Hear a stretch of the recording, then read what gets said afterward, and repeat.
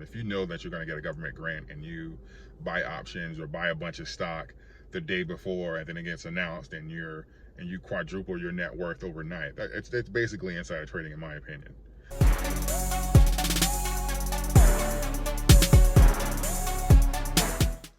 Welcome back, YouTube. My name is David Mitchell. I am the host of the Ace of Spades, and today I'm bringing you a quick Kodak update. I've said this a number of times, but the house never loses, and we just saw the same thing again with reports coming out about Kodak in the last 24 hours. They pretty much did something similar to Hertz. So the New York Times just reported that Kodak handed its chief executive officer about $1.75 million in stock options barely 24 hours before the White House released the news about the $765 million loan. As you can imagine, after the rally, those options were around Wednesday, they were worth around $50 million. This isn't unique at all. This happened last week with a company called Vaxart. Vaxart released a statement saying that they were working with the government to create a COVID-19 vaccine. And just a few weeks before, their chief executive officer, as well as a few other of the insiders, received a few million in stock options as well. At that time, the stocks were worth about $2 million. After the announcement came out, of course, it soared to over 200 million. There has also been a few reports saying that this has happened over 11 times. And with those 11 companies alone, the difference as far as in the balance sheet has resulted in over $1.6 billion.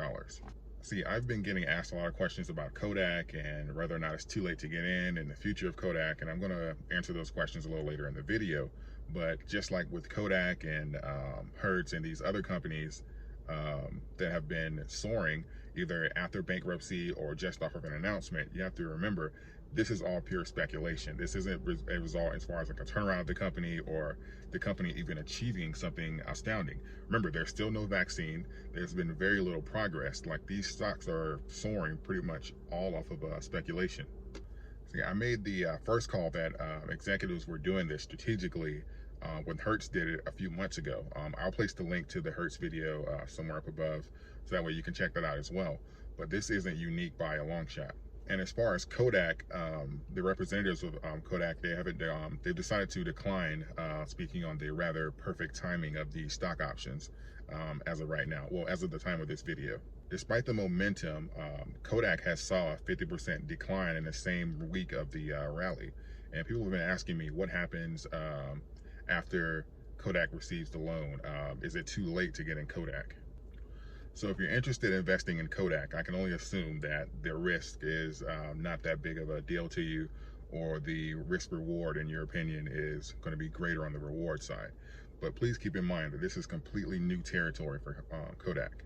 I can only imagine the numerous obstacles that it's going to be for Kodak to overcome. And as optimistic as I am, I know that it won't be a smooth ride.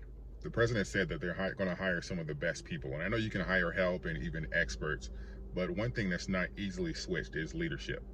I don't know much about Jim Continenza, the current CEO of Kodak. All I know is that he got about $79 million richer this week. If you're optimistic, you can bet on Kodak, but the fact remains that Jim has unproven leadership when it comes to Kodak, and Kodak is entering completely new territory. But hey, it's your money. And as for the momentum traders, I've gotten several questions asking, oh, well, hey, what does Kodak's future look like? What do you think about that? Should I buy and hold? And my question to you is why? Why did you get interested in Kodak? Because you heard about it going up.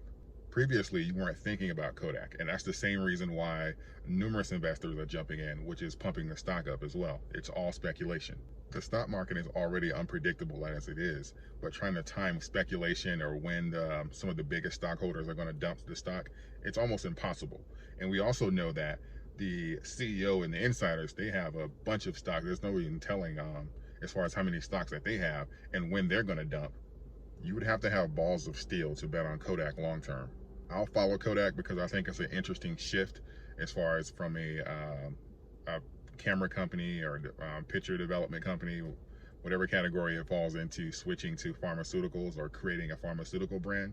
I'll follow it, but they won't get a dollar out of me. Trending stocks have trending momentum, and that goes in either direction.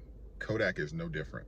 Do you think CEOs and executives or the insiders should be able to capitalize off of inside information, and that's technically what it is. If you know that you're going to get a government grant and you buy options or buy a bunch of stock the day before, and then it gets announced, and you quadruple your net worth overnight, it's basically insider trading, in my opinion.